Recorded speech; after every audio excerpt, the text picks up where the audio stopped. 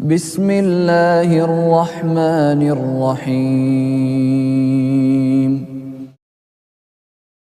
Alhamdulillah kita bertemu lagi setelah lebih dari sebulan ya. Ya. 1 bulan, alhamdulillah. Alhamdulillah, Masya Allah izinkan, walaupun mungkin ada yang sedang sakit, ada yang sedang sibuk, ada yang sedang di perjalanan, ada yang sedang di rumah.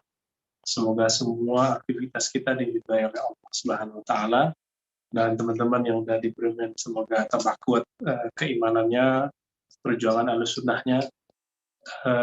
Saran saya nggak usah pulang ya.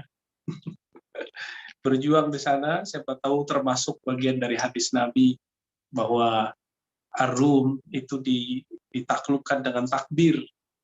Ar-Rum ditaklukkan dengan takbir itu artinya ditaklukkan tanpa perang, ditaklukkan dengan asma Allah yang dibesarkan di sana. Tentunya asma itu tempatnya bukan di batu, bukan di mana-mana, tempatnya bukan di peluru, asma itu ada di qalbu. Maka besarkan nama Allah itu, kita sudah sama dengan mengislamkan sekitar kita, insya Allah. Tampilkan, kalau orang sudah dapat nama Allah itu tentu akhlaknya baik. Kita nggak perlu ingin dibilang baik oleh agama lain, tapi kita ingin dibilang baik di sisi Allah. Itu aja ya. Jangan bergerak melakukan sesuatu karena ingin supaya dikatakan ini dan itu oleh satu kelompok, satu agama. Nggak perlu. Kita hanya ingin dilihat oleh Allah Subhanahu wa Ta'ala. Baik, Bapak Ibu, sahabat, ikhwan akhwat fillah dimanapun berada, salah satu kenikmatan hidup di zaman pandemi ini adalah bisa ngaji walaupun jarak jauh ya. Kalau nggak ada pandemi, mana mungkin kita ngaji. Saya mungkin masih saklek ala dulu, kalau mau ngaji datang sini, atau saya datang ke sana kalau dekat, atau jemput saya, misalnya gitu.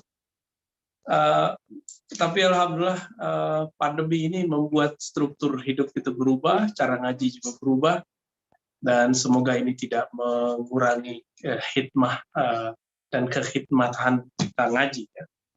Berkaitan dengan yang tadi, asma Allah yang akan kita baca pada malam ini, atau di sana masih sore ya, asma Allah As-Sami' Al-Basir. Nama Allah yaitu As-Sami' Al-Basir, yaitu yang maha mendengar, yang maha melihat. Kalau belajar tauhid yang biasa, mungkin kita sudah sering dengar kata sama dan basar. Tapi akan ada yang spesial kalau kita melihat kata Sami' dan Basir itu dari sisi ahli Asmaul Husna, terkhusus kitab Al-Maqsad Al-Hasna karya Imam Al-Ghazali. Beliau mengatakan bahwa As-Sami' yaitu kaunuhu sami'an, Allah Ta'ala itu maha mendengar dengan sifat samanya, yakni alladzi la ya'zubu an idrakihi masmu'un wa ikhafiyah, yang tidak ada sesuatu pun luput dari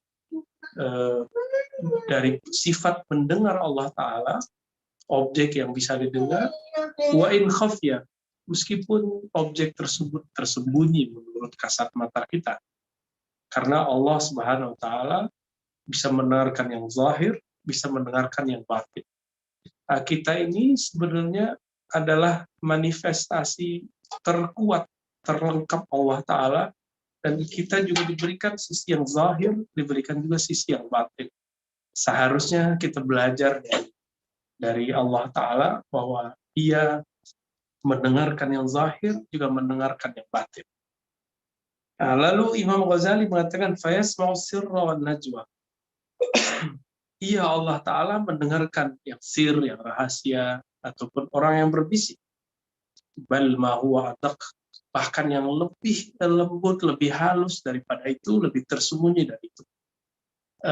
Kita di belakang tembok kita sudah tidak tahu. Bahkan kalau jaringan ini sudah nggak ada, kita nggak bisa dengar.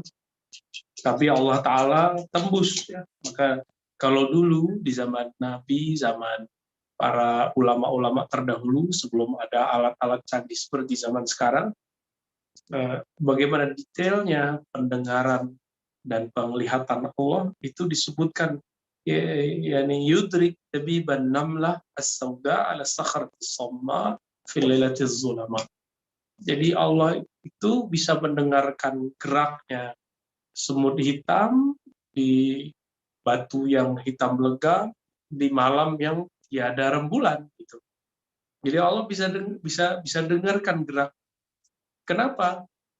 Ya, ciptaannya saja seperti kelelawar itu bisa mendengar dari radius sekian kilo misalnya.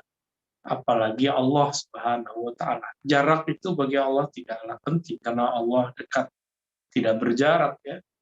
Jauh pun tidaklah seperti yang kita bayangkan. Yasma' hamdal hamidi.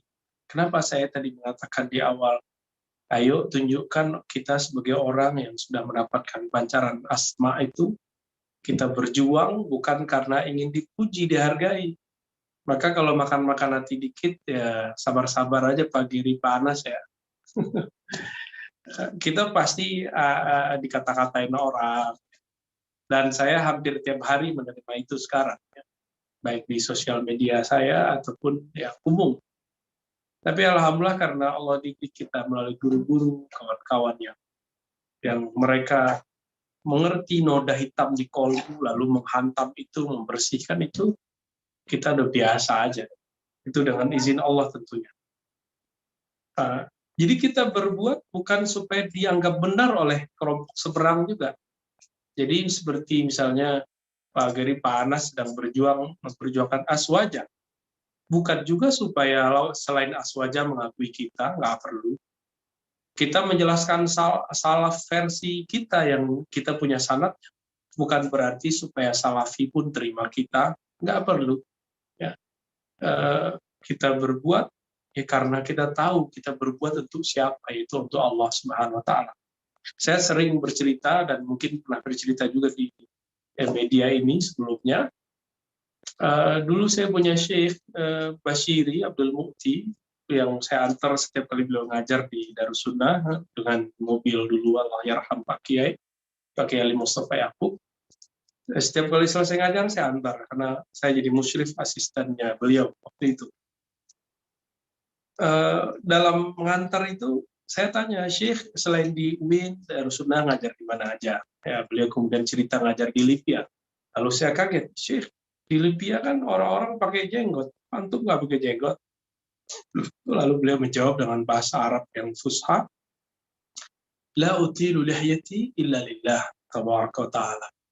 Aku tidak memanjangkan lihyahku, jenggotku, kecuali karena Allah Ta'ala. Bukan karena ingin disebut salafi, wahabi, disebut imam salaf, dan segala macamnya. Jadi kita berbuat, coba sekarang dinaikkan. Kalau orang awam kan gitu. Masa-masa dulu demo, orang-orang mengut sampah supaya terlihat Islam itu bersih oleh non-muslim. Itu nggak perlu. Kita mengut sampah karena Allah suruh kita bersih. Itu aja bedanya. Lalu kita toleransi kepada orang-orang yang berbeda paham, bukan supaya disebut agama kita damai. Karena kalau Islam itu berdasarkan kita, betapa rendahnya Islam itu. Karena kita tidak akan bisa sepenuhnya mengejawantahkan, menerjemahkan Islam secara utuh. Itu pengakuan kita ya. Lain dengan kelompok seberang yang merasa mereka lah yang paling otoritatif menjelaskan Islam. Maka membantah mereka, mengkritisi mereka sama dengan mengkritisi Islam. Membantah mereka sama dengan membantah Rasulullah. Gitu keyakinan mereka. Nah, kita tidak. Kita menganggap diri kita hanya orang yang mencoba menerjemahkan agama ini sesanggup kita. Jika kemudian di tengah jalan kita tidak utuh, itu bukan berarti Islam yang tidak utuh. Kitanya yang tidak utuh. Allah Ta'ala yasma' hamdal hamidin fayujaziyahum. Allah itu mendengarkan pujian orang yang memuji, rintihan orang yang merintih, doa orang yang bermunajat, jasa-jasa Allah perhatikan, Allah lihat, Allah dengar. Dan fayujazihim, Allah yang langsung akan memberikan reward, apresiasi. Nah, tapi kalau kita ingin disebut Islam itu ramah, Islam versi saya ramah, ya udah nanti kita akan terlihat ramah, setelah itu selesai. Kita akan selama-lamanya kecewa. Ya. Dan disebutkan di sini, wa yasma' bighairi admikhatin wa adhanin. Allah itu kalau mendengar nggak perlu perangkat seperti kita, nggak perlu daun telinga, nggak perlu gendang telinga, nggak perlu ya. Kama yaf'al bighairi jarihatin wa yatakallam bighairi lisanin. Sebagaimana Allah jika berbuat itu nggak perlu ada anggota tubuh ya. Sebagaimana berbicara tidak perlu alat lisan. Wasam'uhu munazzahun an ayatatarraq ilaihil hadatsan. Dan Allah Ta'ala walaupun mendengar, bukan berarti Allah itu mendengar, lalu pendengarannya berubah dengan berubahnya objek yang didengar. Dari awal saya berbicara, pembicaraan saya berkembang, berubah, bertambah, berkurang. Ketika ada yang bertambah, bukan berarti Allah ilmunya bertambah. Tidak, ya. Ilmu Allah tetap begitu. Kenapa? Sebelum kita dicipta, Allah sudah tahu kita akan berkata itu. Nah, maka ada dua imam di kalangan ulama Ahlussunnah, kalangan ahli sufi, Ibnu Arabi. Tidak benar orang yang mengkafirkan Ibnu Arabi atau menganggap Ibnu Arabi sebagai Syiah. Ibnu Arabi dihormati di kalangan Ahlussunnah dan sebagian Irfani Syiah. Tapi Ibnu Arabi seorang Sunni dan kita bisa buktikan dalam kitab Al-Futuhat Al-Makkiyah dan risalah khususnya mengenai akidah. Ya. Bahwa akidahnya adalah akidatul awam, akidatul ahlussunnati wal jamaah. Beliau ini berpendapat seperti kebanyakan ahlus sunnah Asy'ariyah, Imam Ghazali misalnya, bahwa Allah itu mengetahui sesuatu itu tadinya tidak ada lalu dijadikan ada. Secara ilmu ya, secara ilmu Allah Ta'ala. Tadi nggak ada lalu diadakan. Tapi ini kemudian dikatakan diberikan tambahan oleh Imam Abdul Karim Al-Jili dalam kitabnya Al-Ihsan Al-Kamil. Kitab ini unik. Oleh Syekh Abdul Somad Al-Falimbani dalam Syiar Salikinnya dikatakan bahwa kitab ini hanya boleh dibaca untuk muntahi, bagi orang-orang yang memahami ilmu ma'rifat level terakhir. Tapi tenang aja, yang penting dijelaskan sesuai dengan kepakarannya, dengan istilahnya, jadi tidak akan ada masalah. Cuma kitab ini oleh orang-orang yang tidak mengerti dianggap kitab yang menyesatkan. Nah ini tanda kalau mereka nggak ngerti lalu menyesatkan. Kalau begitu Syekh Abdul Somad Al-Falimbani sesat. Kan nggak mungkin ya. Beliau Ahlus Sunnah dan lama di Madinah dan mewariskan kitab-kitab Ahlus Sunnah kepada kita. Karena saya mendengar beberapa tempat itu pernah konflik masalah kitab ini. Ya. Apa kata Imam Al-Jili ini? Sebenarnya kita ini ada dalam ilmu Allah. Jadi wujudnya disebut wujud ilmi. Lalu kita sebagai objek yang masmu'at, yang didengar, maka kita disebut wujud masmu'at atau wujud masmu'i. Atau kalau kita yang Allah lihat, maka kita disebut dengan wujud al-mubassari atau mubassarat. Ya. Jadi dari ilmu Allah yang qadib itu, dari sama Allah yang qadib itu, pendengaran Allah yang qadib, penglihatan Allah yang qadib itu, lalu kita diwujudkan dalam bentuk yang hadis, yang baru. Nah, bagaimana hubungannya itu? Itulah rahasia Allah. Ya. Inilah yang tidak boleh diekspos. Ya. Allah yang maha qadim, yang maha terdahulu, itu kemudian mengetahui kita, sedangkan kita ini baru. Nah, inilah hubungan kita dengan Allah SWT. Maka kita diberikan anugerah sifat sama, mendengar sehingga kita disebut sami'an dalam surat Al-Insan. Basiran, ya, sami'an mendengar, basiran melihat. Ternyata di Quran hampir semua lafaz yang membarengi antara sama dan basar selalu didahulukan sama. Maka teman-teman, inilah perintah sebenarnya. Allah itu nyuruh kita mendengar itu lebih awal daripada kita melihat. Maka banyak-banyaklah mendengar, dengarlah secara utuh, baru komentar. Jangan berhukum dengan hukum basar, tapi berhukumlah terlebih dahulu dengan hukum sama dulu. Ini orang sekarang kan nggak mau ngaji yang lama, maunya ngaji potongan, lalu menghukumi orang dengan potongan video. Maka saya apresiasi kepada teman-teman di Bremen. Ini siapa yang transkrip ini kajiannya Pak? Ini bagus juga nih. Pak Geri, Pak, kita malu sebetulnya sama Pak Geri. Para tawafik ya. Silakan diedit, lalu dibuat PDF-nya dibagi aja. Nanti cek dulu kalau ada yang salah, ada kalam-kalam yang keliru, silakan diluruskan aja. Jadi jangan nunggu saya yang meluruskan, langsung dibenerin aja Pak Geri ya. Tafadhol ya.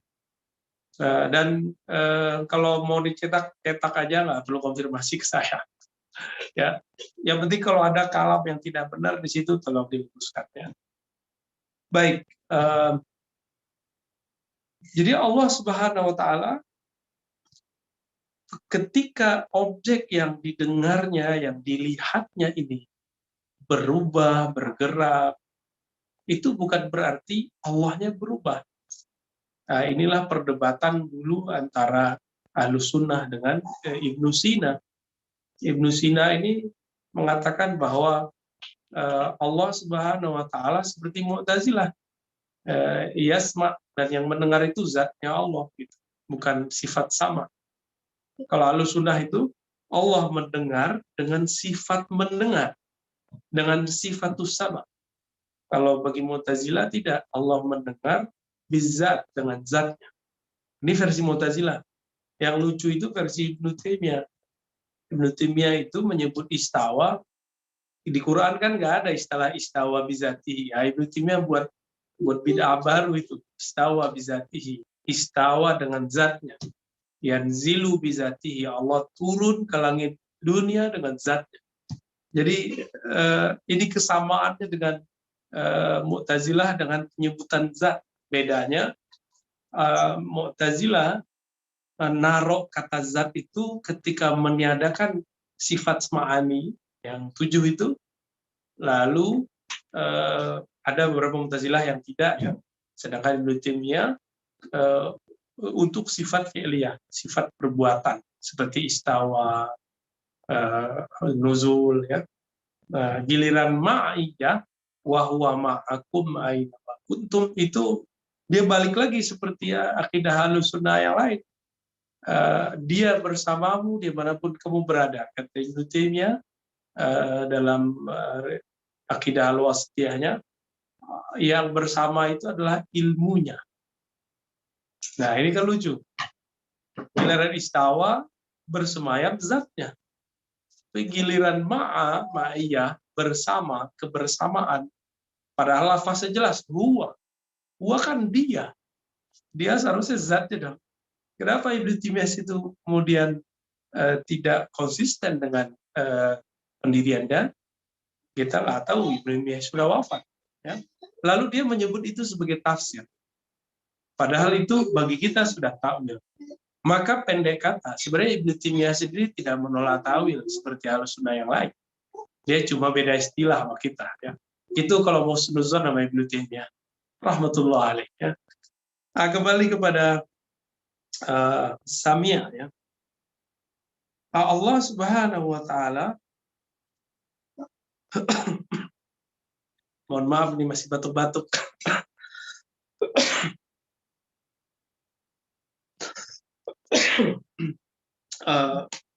Seperti yang saya sampaikan tadi, hampir semua ayat yang menggandengkan antara Samia dan Basir itu menyebutkan sama itu dulu.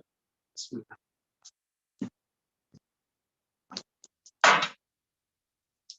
Apa artinya? Ya'muruna bi an nasma' qabla an nubsir. Kita diperintahkan untuk mendengar lebih awal daripada melihat. Karena mendengar itu biasanya akan lebih tenang, butuh fokus. Kalau melihat kita kadang-kadang nggak fokus juga bisa lihat.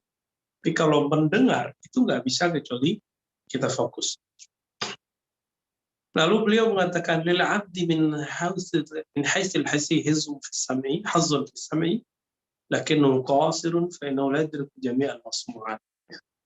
Maka seorang hamba harus punya porsi untuk mendengar meskipun tidak sesempurna Allah Subhanahu wa taala ya. Karena kita tidak bisa mendengar semua objek. Nah, kecuali di suatu saat Allah perdengarkan hal-hal yang biasa kita tidak dengar. Kita sebut firasatkah namanya, kasyafkah namanya. Nah, itu bagian dari anugerah. Ya. Maka sesekali kita bisa tahu kalau kita diomongin orang. Tapi untuk apa itu kalau bikin sakit hati? Nah, maka lebih baik kita nggak tahu kalau kita diomongin orang. Jadi kadang-kadang kasyaf itu bukanlah anugerah. Kasyaf itu kadang ujian. Apakah kita kemudian akan terperdaya atau tidak. Sahabat-sahabat yang melakukan Allah. Kemudian Imam Ghazali mengatakan hazzud dini minhu amra. Ada yang mesti diperhatikan oleh seorang hamba ketika mempelajari sifat sami, memperhatikan sifat sami. Yang pertama, ayya'lam anna Allah yasma' fayahfaz lisanah. Agar seorang hamba tahu, sadar bahwa Allah itu selalu mendengar, sehingga dia hati-hati jika berbicara. Nah, kita berbicara biar hati-hati. Biarlah orang-orang yang tidak bertanggung jawab kemudian memelintir kata-kata kita, kan Allah Maha tahu kita maksudnya apa. Jadi kita nggak perlu klarifikasi juga kalau ada orang-orang yang emang ingin adu domba, kecuali emang kita sudah terzolimi. Kita boleh. Yang kedua, ayya'lam annahu lam yakhluq lahu sam'a illa liyasma' kalam Allah wa kitabahu alladhi anzalah wa hadits Rasulillah fa yastafidu bihi al-hidayata ila tariqillah. Maka yang kedua, kenapa nih Allah ciptakan sama? Liyasma, supaya banyak-banyak mendengarkan kalam Allah, kitab Allah, hadis-hadis Rasulullah, sehingga mendapatkan hidayah ke jalan Allah. Ini lucu nih ya, beberapa hari ini karena ada mereka tuduh saya mau fitnah, tapi justru mereka yang mau fitnah saya kembali. Ya. Lalu menggurui kita dengan nyuruh baca kitab, sunnah lagi no. Ya. Ya kita kalau pamer-pamer baca kitab ya banyakkan kita khatam kitabnya. Cuma kan kita nggak mau pamer aja ya. Tapi ya sudah, seakan-akan mereka satu-satunya makhluk di dunia yang menghatamkan Bukhari Muslim. Ternyata kita survei ustadznya aja cuma 1-2 yang khatam Bukhari. Apalagi Sahih Muslim. Khatamnya pun ada yang baca, cuma baca sendiri. Itu pun tidak baca sanadnya, cuma baca matanya. Beda, kita alhamdulillah dulu diizinkan Allah menghatamkan sanad dan matanya dengan guru-guru kita, alhamdulillah di ma'had dulu ya. Nah, bahkan yang paling lucu, tadi sore ada sahabat kita, Ustadz Salman, datang. Salman Al-Farisi ini dituduh Syiah. Karena beliau pernah membahas Manaqib Hasan al-Husain. Beliau bahas masa cerita Hasan Husain disebut Syiah. Padahal beliau khataman Bukhari, Muslim, Daud, Tirmizinya, kitab sunnah-sunnah semua itu. Itu berkali-kali lebih banyak dari orang yang menganggap beliau Syiah. Dan yang paling lucu, orang nggak tahu basicnya. Basicnya adalah Solatiyah Mekah. Orang di Mekah kan ngaji kitab-kitab turos, kitab sunnahnya lebih kencang dari kita semua. Ya. Nah, teman-teman yang muliakan Allah, sekarang itu ada tren baru. Orang nggak mau dengar dengan full, tapi langsung komentar. Jadi sekarang kalam itu sudah diterjemahkan oleh jari-jari ini. Ya, padahal kita diperintahkan untuk banyak mendengar, belajar sebelum berkomentar. Nah, inilah masa-masa sekarang nih, zaman fitan, zaman kekacauan.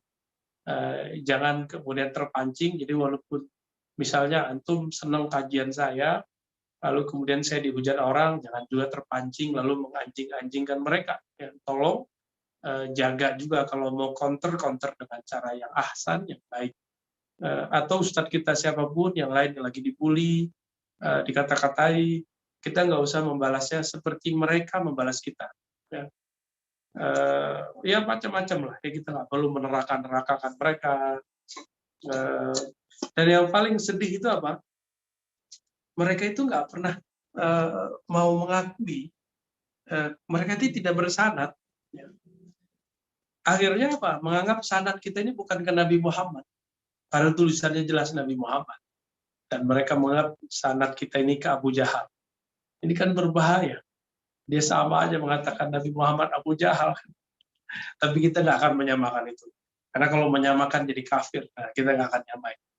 Barangkali itu proses, karena saya pernah di proses mereka, kita maklumi. Ya. Tidak mau mendengar, tapi langsung berkomentar. Tidak mau membaca yang panjang, tapi malah langsung menghantam. Ini kan terjadi, ada teman kita yang pakar hoax, ya, datang juga beberapa waktu ini ke rumah, alhamdulillah, cerita mengenai contoh kasus hoax yang berkembang. Beberapa waktu lalu, teman-teman, Ustadz kondang di Bandung, di negeri kita, Agim, mengalami kebakaran, ya, salah satu gedung pesantrennya. Lalu beritanya apa? Beritanya bahwa pesantren itu dibakar oleh Syiah. Ya, kita mengkritisi Syiah, tapi jangan semua kesalahan yang terjadi ini diarahkan ke Syiah gitu. Tapi video tentang Syiah membakar ini berkembang. Ketika Hakim membuat penjelasan klarifikasi, itu nggak didengar. Orang lebih minat dengan Syiah membakar ini daripada penjelasan orang yang sedang bersedih, ya, orang yang dapat musibah. Jadi dihitung, ada alat hitungnya, berapa kali diputar, berapa kali disebar, tetap lebih populer yang hoax itu. Baik. Nah, ini pelajaran kita ketika membaca As-Sami' dan Al-Basir. Di Al-Basir ada tambahan beberapa, ya. Sebentar.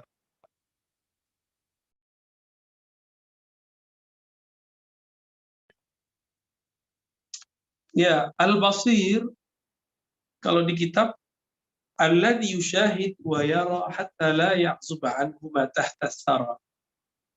Yang menyaksikan, yang melihat, ya, hatta la ya'zub anhu, sehingga tidak ada yang luput darinya, ma tahta tsara, apa yang ada di bawah bumi, maksudnya di bumi ini.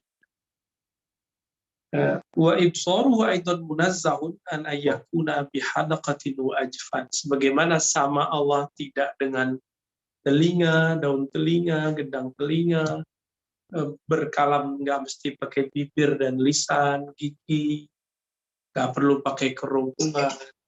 Sama Allah memandang tidak perlu pakai kelopak mata, putih mata, retina, itu enggak. Yang begitu cuma makhluk. Muqaddasun ayyarji'a ila tiba'i suwar wal alwan fi dhati. Saya ketika melihat, maka gambar itu masuk ke dalam memori saya. Seperti saya melihat teman-teman sekarang, maka rupa, bentuk, surah itu masuk ke dalam diri saya, tersimpan. Allah Ta'ala ketika mengetahui sesuatu, ilmunya tidak bertambah, tidak berkurang. Maka tidak ada satu gambar apapun masuk ke dalam ilmu Allah. Itu seperti yang dikatakan oleh Imam Al-Jili tadi. Allah melihat itu adalah objek yang dia ketahui, yang dia lihat pada ilmunya, pada basornya yang qadim, pada penglihatan yang qadim sebelum alam semesta ada, lalu Allah zahirkan, itulah yang disebut melihat. Jadi melihat Allah bukanlah melihat seperti yang kita pahami. Saya melihat antum ini, ya. Allah menzahirkan dari ilmunya yang qadim, dari objek pandangan yang qadim menjadi yang hadis, yang nyata sekarang, baru itulah yang dimaksud oleh Allah Subhanahu wa Ta'ala. Karena Maha Suci Allah dari pertambahan pada sifat sama dan basarnya. Ini yang dikhawatirkan Ibnu Sina sudah dijawab oleh Imam Al-Jili, ya, begitu juga oleh Imam Al-Ghazali. Bismillah.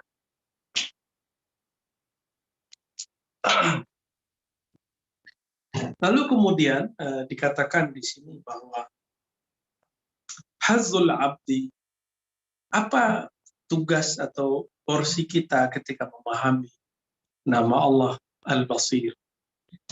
Secara fisik kata beliau, man wusifal basaru zahirun min wasfil basari zahirun walakin dhaifun qasirun, ya.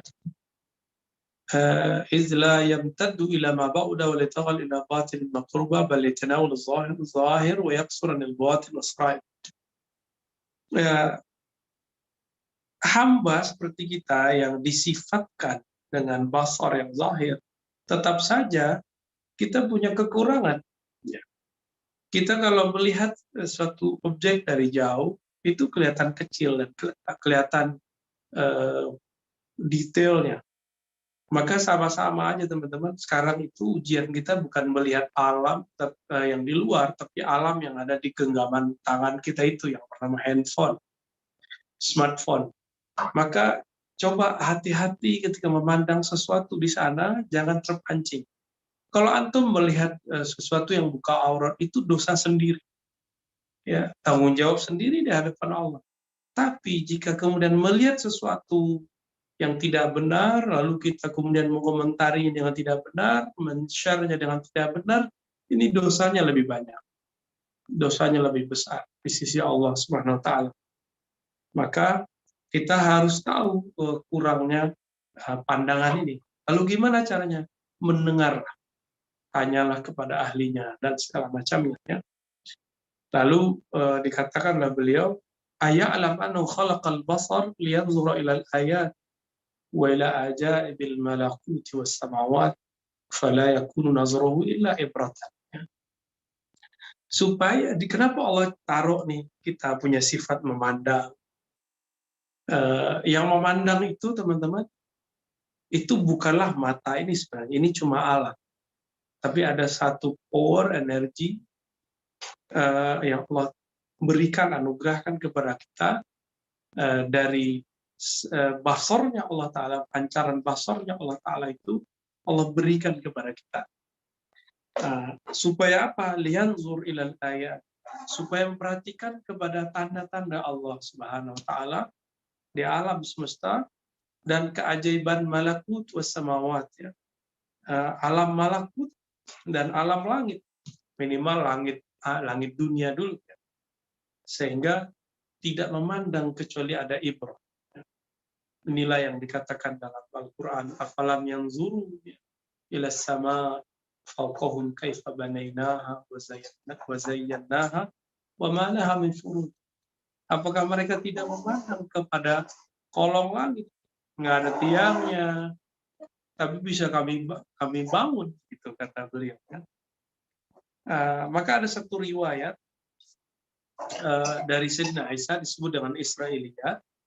Sayyidina Isa ditanya, hal ahadun minal khalq mislu, adakah makhluk sepertimu selain engkau, wahai Isa? Apa kata beliau? Man kana nazruhu ibratan wa sumtu fikratan wa qawluhu dzikran fa huwa mithlu. Beliau tidak jawab iya dan tidak. Beliau cuma kasih karakter dirinya. Apa cip terdalam yang ada dalam diri Nabi Isa? Beliau mengatakan, siapa yang pandangannya ibrah, pandangannya itu kemudian mendapatkan pelajaran. Wasumtuhu fikra, diamnya bukan ngelamun tapi bertafakur. Dan yang ketiga, kalamuhu dzikr. Kalau dia berkalam, kalamnya jadi zikir. Fahuwa mithli, maka engkau akan menemukan orang itu seperti apa. Jadi apakah kita ini mewarisi para nabi? Kalau Nabi Isa ini sifat ruhaninya. Maka teman-teman yang dimuliakan Allah, Nabi Isa diangkat umur 33 ke langit. Maka beliau sekarang ada di langit, ya, di langit yang Sayyidina Muhammad SAW ketika naik bertemu dengan Nabi Adam, lalu dengan Nabi Isa, lalu ketemu dengan Nabi Yusuf, Nabi Harun, ya, Nabi Idris. Artinya di langit itu terdapat ruh-ruhnya para nabi yang suci, yang padahal mereka tadinya sholat di bawah. Nabi Musa ketemu di langit ke-6, padahal ketika Nabi lewat di kubur Nabi Musa, dia sholat. Nah, di sini ada satu makna lain, bahwa ruh ini bisa terlihat di mana-mana, padahal dia satu. Jadi ketika Nabi lewat di kubur Nabi Musa lagi sholat. Ketika di Al-Quds yang sekarang lagi konflik, itu Nabi Musa juga ikut. Ketika naik ke atas, padahal yang naik itu Nabi dengan Jibril, lalu Nabi Musa juga ada di atas. Itu gimana maksudnya? Inilah rahasia-rahasia ruh. Ruh itu bisa berpindah, bisa mecah, ya. Bukan partikelnya yang mecah, tapi penampakannya yang bisa banyak. Yang terlihat di kubur, yang ikut sholat jadi makmum, yang ada di langit ke-6. Ini kan sudah 3 tuh, ya. Kok bisa? Jangankan paruh, orang yang masih punya tubuh fisik aja kadang-kadang bisa terlihat di beberapa tempat sekaligus sebagai salah satu karomatul aulia, karomahnya para nabi dan para wali. Baik. Lalu kemudian yang kedua, kata beliau, seorang hamba kalau sudah paham bahwa Allah ini sami, maka ayya'lam annahu bimar'iyyin min Allah. Dia harus sadar bahwa dia ini selalu dilihat oleh Allah Subhanahu wa taala. Jadi kita ini dituntut oleh nama Allah As-Sami', oleh nama Allah Al-Basir yang Maha melihat, agar hati-hati, ya, agar hati-hati bahwa kita selalu dilihat oleh Allah Subhanahu wa taala.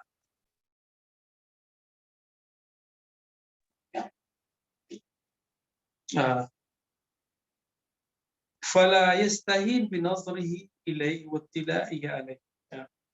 Lalu Allah melihat, yang Allah lihat dari kita itu sebenarnya apa? Dan saya sudah sering mengatakan, teman-teman dimakan Allah, objek utama yang Allah perhatikan dari diri kita adalah kolbu. Maka apakah di kolbu ini ada nama selain Allah?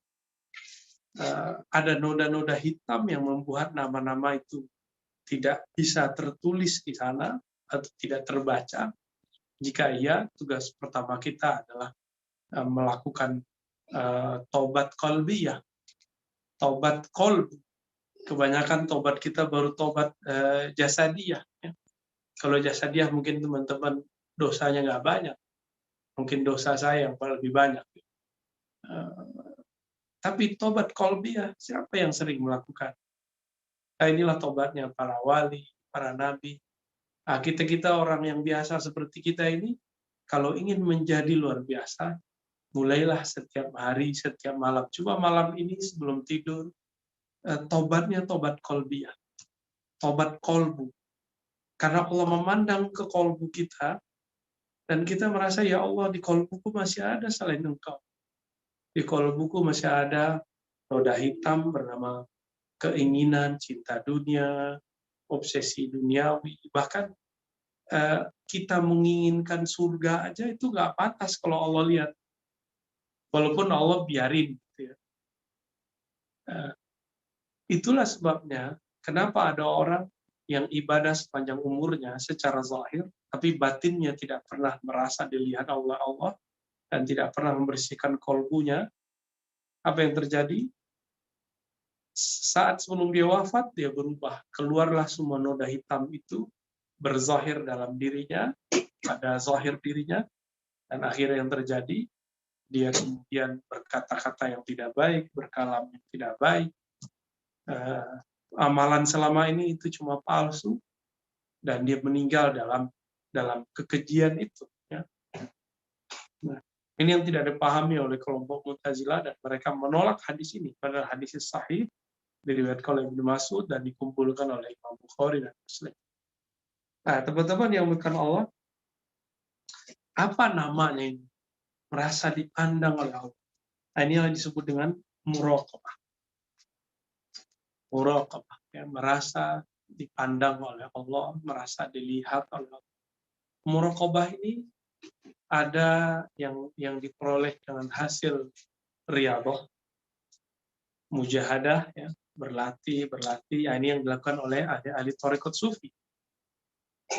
mereka berzikir 10.000, 11.000, 70.000 supaya muncul rasa. Sebagian ulama kita punya cara lain, yaitu dengan cara ma'rifah, ngaji. Nah, semoga ini salah satu caranya. Ma'rifah ini kan metode kekasih-kekasih Allah itu sebenarnya. Yang mereka pakai jalur khusus kepada Allah. Mereka datang kepada Allah tidak dengan banyak amal, tapi mereka datang kepada Allah dengan ketulusan hati dalam beramal.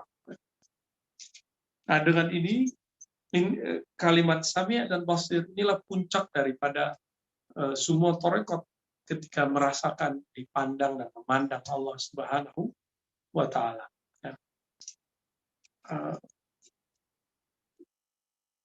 Terakhir ya, Imam Al-Ghazali mengatakan wal muraqabatu ihda samaratil iman. Muraqabah itu adalah buah daripada iman. Faman qarafa ma'siyatan wa huwa ya'lamu anna Allah yara fama ajsarahu wa ma akhsarahu wa man zanna anna Allah ta'ala la yara fama azlahu wa akfar. Jadi kalau dibahasakan bebas itu, kalau kita ini mau maksiat, lalu kita merasa di dalam Allah, masih berani nggak maksiat? Nah, biasanya kalau kita mau terjebak maksiat, apa yang terjadi? Biasanya yang terjadi adalah kita dibuat lalai sejenak, lalu kita kemudian baru berani maksiat. Itu biasanya yang terjadi. Nah, ini berbeda dengan Sayyidina Khidir. Nabi Khidir itu ketika membunuh seorang anak, itu tidak ada rasa itu hilang. Justru ada perintah gaibiah yang datang kepada beliau untuk melakukan itu. Sehingga tidaklah beliau disebut berdosa. Ya. Beda dengan kita. Kalau kita karena dibuat lupa sejenak, sehingga kita menikmati maksiat itu. Nah, inilah bedanya kita, munafik kita di hadapan makhluk Allah, apalagi di hadapan Allah Subhanahu wa Ta'ala. Jadi teman-teman kalau mau cari orang munafik, gak usah jauh-jauh, kita lah orang itu ya. Diri kita lah orang-orang yang paling munafik, nunjukin kesolehan di mana-mana, tapi sebenarnya kan palsu semua. Ciri-ciri tidak munafik kan satu aja. Dalam kesendirian dan keramaian sama. Dia sendiri zikir, dalam keramaian zikir. Sendiri taat, dalam keramaian taat. Dalam kesendirian itu dia tidak maksiat, sebagaimana dia tidak maksiat.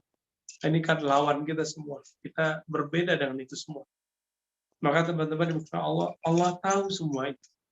Allah lihat di belakang kedok kesolehan ini, maka di situ kita taubat. Inilah yang kita sebut tadi, taubat qalbiyah. Taubat secara qalbu, semoga kita dapat hakikat makna daripada taubat qalbiyah ini. Istilah taubat qalbiyah ini belum muncul di kitab ya, itu muncul di kitab-kitab yang lain, bukan kitab Al-Maqsad Al-Asnar, sebagai fawaid, zawaid dari apa yang saya pelajari dan rasakan ketika mempelajari nama-nama Allah. Ya, jadi antum kalau mau khusyuk itu cukup dengan dua nama ini.